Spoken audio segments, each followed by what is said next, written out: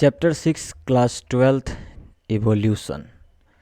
Evolutionary biology is the study of history life forms on Earth. What exactly is evolution? To understand the changes in flora and fauna that have occurred over millions of years on Earth, we must have an understanding of the context of origin of life, that is evolution of Earth, of stars, and indeed of the universe itself. What follows is the longest of all the construed and conjectured stories. This is the story of origin of life and evolution of life forms or biodiversity on planet Earth in context of evolution of Earth and against the background of evolution of universe itself. Origin of life. When we look at stars on a clear night sky, we are in a way looking back in time. Stellar distance are measured in light years. What we see today is an object whose emitted light started its journey millions of years back and from trillions of kilometers away and reaching our eyes now. However, when we see objects in our immediate surrounding, we see them instantly and hence in the present time. Therefore, when we see stars, we apparently are peeping into the past. The origin of life is considered a unique event in the history of universe. The universe is vast, relatively speaking. The earth itself is almost only a speck. The universe is very old, almost 20 billion years old. Huge cluster of galaxies comprise the universe. Galaxies contains a star and clouds of gas and dust. Considering the size of universe, earth is indeed a speck.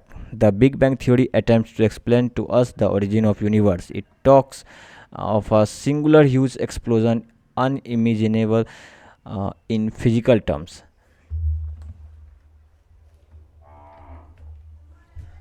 The universe expanded and hence the temperature came down. Hydrogen and helium formed sometimes later. The gases considered condensed under gravitation and formed the galaxies of the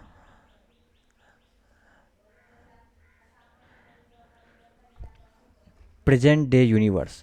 In the solar system of the Milky Way galaxy, Earth was supposed to have been formed about 4.5 billion years back. There was no atmosphere on near early Earth. Water evaporation, methane, carbon dioxide, and ammonia released from the molten mass covered the surface. The UV rays from the sun broke up water into hydrogen and oxygen, and the lighter H2 escaped. Oxygen combined with ammonia and methane to form water, carbon dioxide, and others. The ozone layer was formed as it cooled. The water vapors fell as rain to fill all the depressions and form ocean. Life appeared 500 million years after the formation of Earth, that is almost 4 billion years back. Did life come from outer space? Some scientists believe that it came from outside. Early Greek thinkers thought units of life called spores were transferred to different planets, including Earth. Panspermia is still a favorite idea for some astronomers. For a long time, it was also believed that life came out of decaying and rotting matter like straw, mud, etc. This was the theory of spontaneous generation. Louis Pasteur by careful experimentation demonstrated that life comes only from the pre-existing life. He saw that in the pre-sterilized flask life did not come from killed yeast, while in the another flask open to air new living organism arose from killed yeast. A spontaneous generation theory was dismissed once and for all. However, this did not answer how the first life came on earth. Operin of Russia and Halden of England proposed that the first form of life could have come from pre-existing non-living organic molecules, RNA, protein, etc., and that formation of life was preceded by chemical evolution, that is, formation of diverse organic molecules from inorganic constituents. The conditions on Earth were high temperature, volcanic storms, reducing atmosphere containing methane, ammonia, etc. In 1953, S.L. Miller, an American scientist, created similar condition in a laboratory scale. He created electric discharge in a closed flask containing methane, H2, ammonia, and water vapor at 800 degrees Celsius. He observed formation of amino acid In similar experiment, other observed formation of sugars, nitrogen bases, pigment, and fats. Analysis of meteorite content also revealed similar compounds, indicating that similar processes are occurring elsewhere in space. With this limited evidence, the first part of the conjectured story, that is chemical evolution, was more or less accepted. When we have no idea about how the first self-replicating metabolic capsule of life arose. The first non-cellular forms of life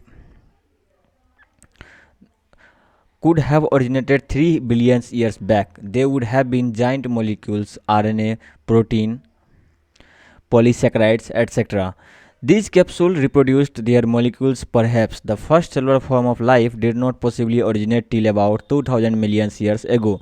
These were probably single cells. All life forms were in the water environment only. This version of biogenesis, that is the first form of life, arose slowly through evolutionary forces from non-living molecules, is accepted by majority. However, once formed, how the first cellular forms of life could have evolved into the complex biodiversity of today is the fascinating story that will be discussed below. Evolution of a life forms, a theory. Conventional religious literature tells us about the theory of special creation. This theory has three connotations. One, that all living organisms that we see today were created as such. Two, that the diversity was always the same since creation and will be the same in future also. Three, that the earth is about 400 years old. 4000 years old, sorry. All these ideas were strongly challenged during the 19th century based on the observation made during a sea voyage in a sail ship called HMS Beagle round the world. Charles Darwin concluded that existing living forms share similarities to varying degree not only among themselves but also with the life forms that existed millions of years ago. Many such life forms do not exist anymore. There had been extinction of different life forms in the years gone by. Just a new forms of life arose at different periods of history of Earth. There has been gradual evolution of life forms. Any population has built-in variation in characteristic. Those characteristics which enable some to survive better in natural condition, such as climatic, food, physical factors, etc., would outbreed others that are less endowed to survive under such natural condition. Another word used for fitness of the individual or the population. The fitness, according to Darwin, refers ultimately the only to reproductive fitness. Hence, those who are better fit in environment leave more progeny than others. These therefore will survive more and hence are selected by nature. He called it natural selection and implied it such as a mechanism of evolution. Let us also remember that Alfred Wallach, a naturalist who worked in Malay archipelago, had also come to similar conclusion around the same time. In due course of time, apparently new types of organisms are recognizable. All the existing life forms share similarities and share common ancestors. However, these ancestors were present at different periods in the history of Earth, epochs, periods, and eras. The geological history Earth closely correlated with the biological history of Earth. A common permissible conclusion is that Earth is a very old, not thousands of years as was thought earlier, but billions of years old.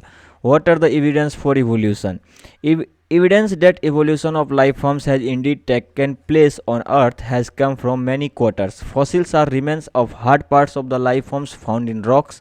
Rocks form sediments and cross section of Earth's crust indicates the arrangement of sediments over one over the other. During the long history of Earth, different age rock sediment contain fossils of different life forms who probably died during the formation of particular sediment. Some of them appear similar to modern organisms. They represent extinct organism. Example: dinosaur. A study of fossils in different sedimentary layers indicate the geological period in which they existed. The study showed that life forms varied over time and certain life forms are restricted to certain geological time spans. Hence, new forms of the life have arisen at different times in the history of Earth. All this is called paleontological evidence. Paleontological evidence. So, there is a question, you can solve it.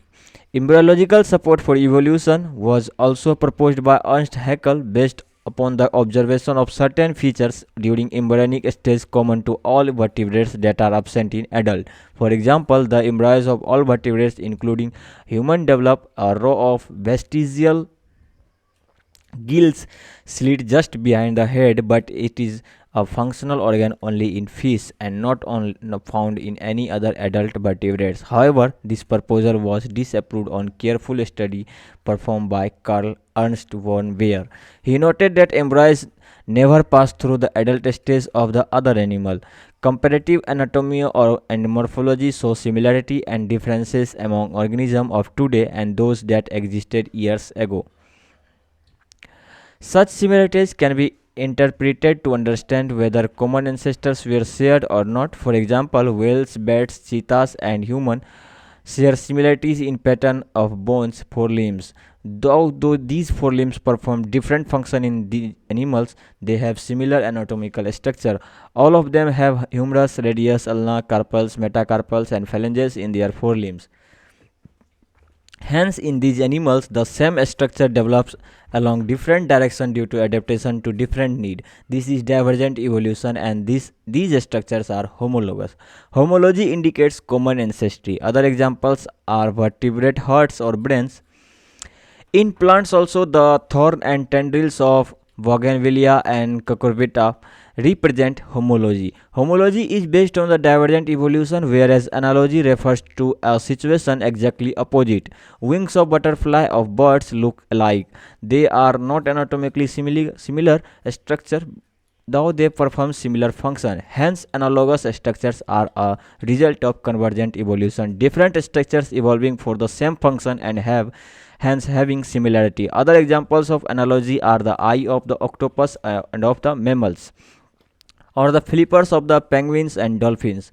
One can say that it is similar habitat that has resulted in selection of similar adaptive features in different groups of organisms but towards the same function. Sweet potato root modification and potato stem modification is another example of analogy. In the same line of argument, similarities in proteins and genes performing a given function among diverse organisms gives clues to common ancestry. These biochemical similarities point to the same shared ancestry as structural similarities among diverse organisms.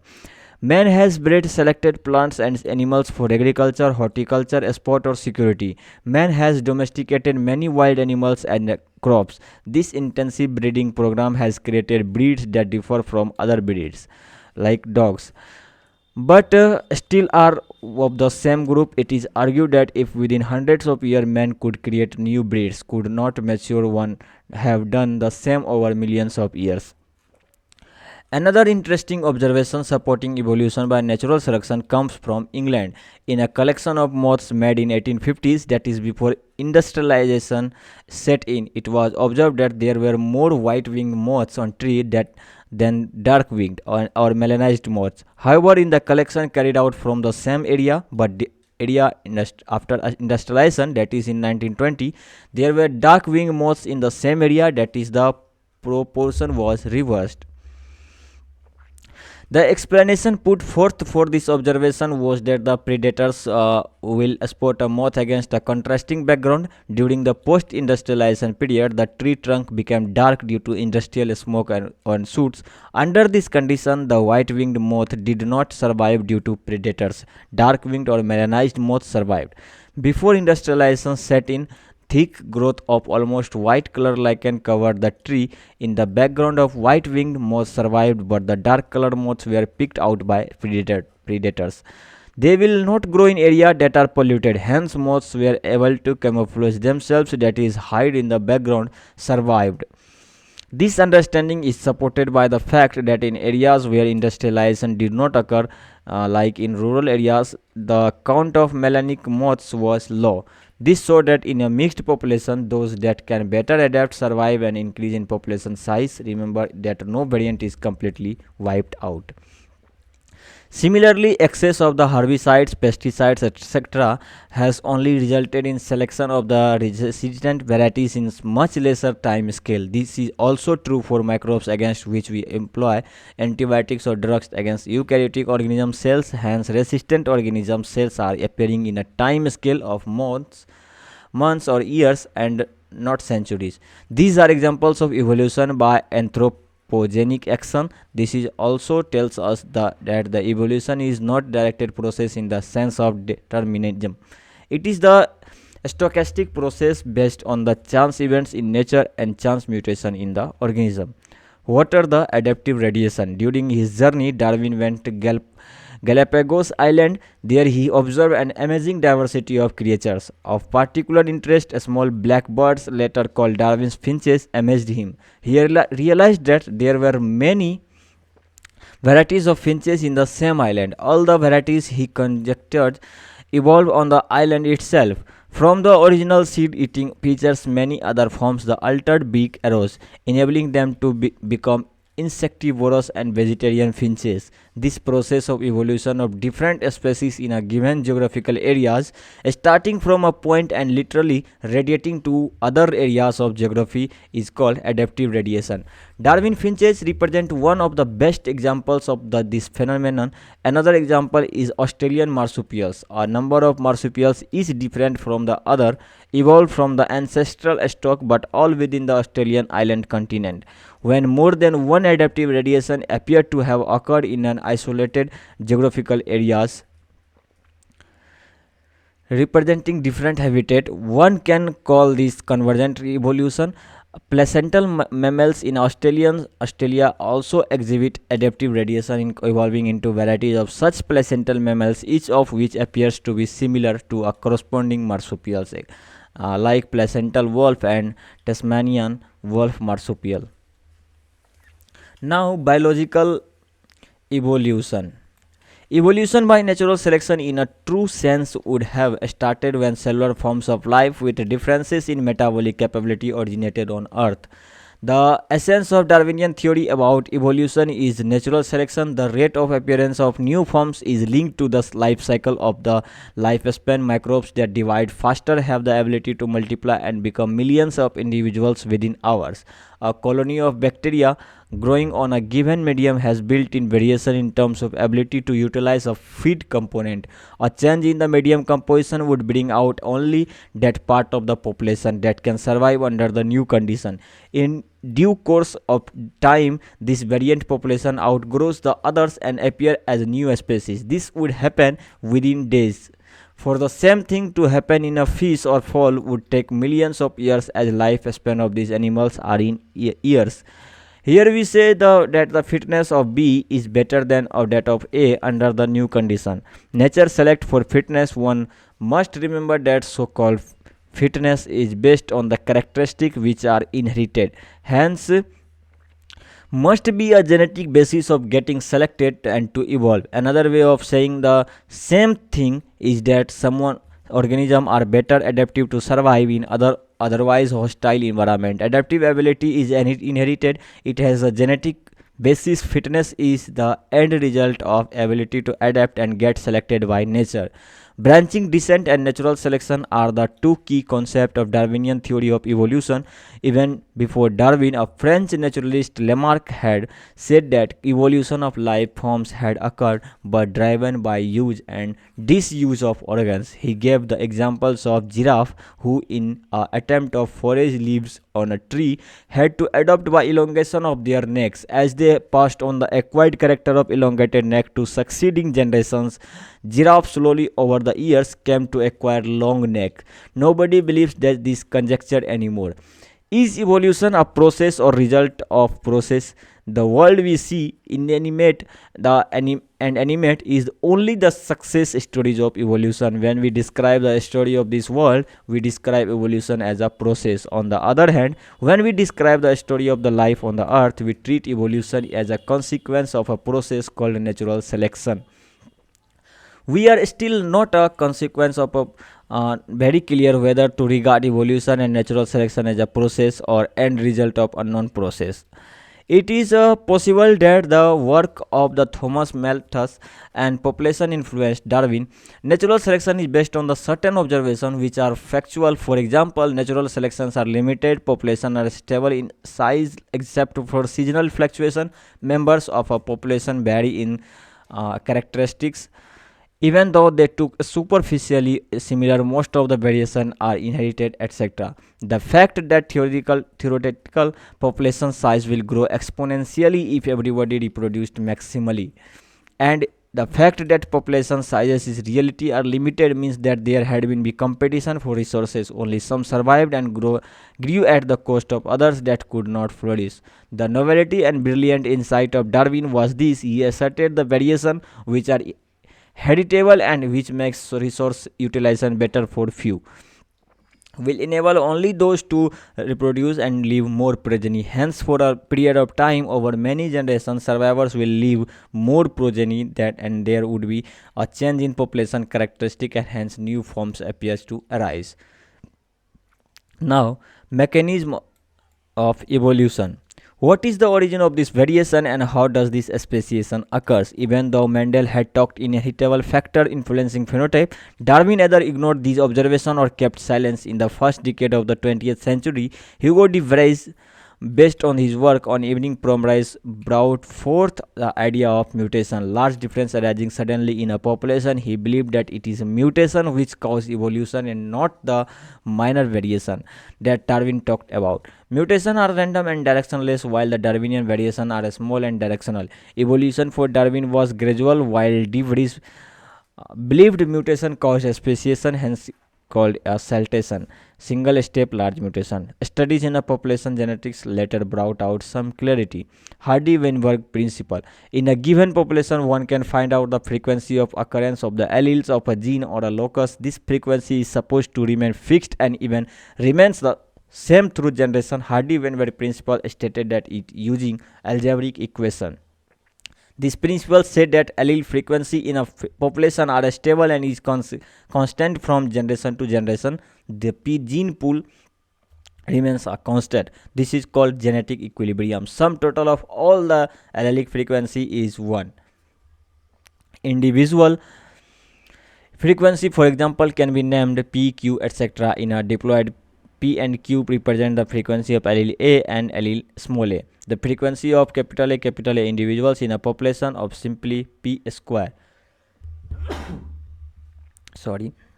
This is simply stated in another way, that is the probability that is allele A with a frequency of P appears on the both the chromosomes of a diploid individuals is simply the product of the probabilities, that is P square. Similarly, of small a is Q square, of capital A small a is 2PQ. Hence, the P square plus 2PQ plus Q square is equal to 1. This is a binomial expression, P plus Q whole square. When frequency measure differs from expected value, the difference indicates that extent of evolutionary changes. Disturbance in genetic equilibrium or Hardy-Weinberg equilibrium, that is change of frequency of allele in a population, would then be interpreted as resulting in evolution. 5 factors are known to affect Hardy-Weinberg equilibrium. These are gene migration or gene flow, genetic drift, mutation, genetic recombination, and natural selection. When migration of a section of a population to another place or population occurs, gene frequency changes in original as well as in the new population. New genes alleles are added to the new population and these are lost from the old population. There would be a gene flow if this gene migration happens multiple times. If the same changes occur by chance, it is called genetic drift. Sometimes the change in allele frequency is so different in a new sample of population then that they become a different species. The original drifted population becomes founders and effect is called founder effect. Microbial experiments show that pre-existing advantageous mutation when selected will result in observation of new phenotypes. Over few generations, this would result in speciation. Natural selection is a process in which heritable variation enabling better survivals are enabled to reproduce and leave greater number of progeny. And a critical analysis makes us believe that variation due to mutation or variation due to recombination during gametogenesis or due to gene flow or genetic drift results in change frequency of genes and alleles in future generation. Coupled to enhance reproductive success, natural selection makes it look like a different population. Natural selection can lead to a stabilization in which more individuals acquire mean character directional changes, more individuals or disruption. A brief account of evolution. About 200,000 million years ago, the first cellular forms of life appeared on Earth. The mechanism of how non-cellular aggregates of giant macromolecules could evolve into cells with membranous envelope is not known. Some of these cells had ability to release O2. The reaction could have been similar to the light reaction in photosynthesis, where water is split with the help of solar energy captured and channelized by the appropriate light harvesting pigment. Slowly, single cell organisms became multicellular life forms by the time of 500 million years ago. Invertebrates were formed and active. Jawless fishes probably evolved around 350 million years ago. Seaweeds and few plants existed probably around 320 million years ago. We are told the first organisms that invaded land were plants. They were widespread on land when animals invaded land. Fish with stout and strong fins could move on land and go back to water. This was about 350 million years ago.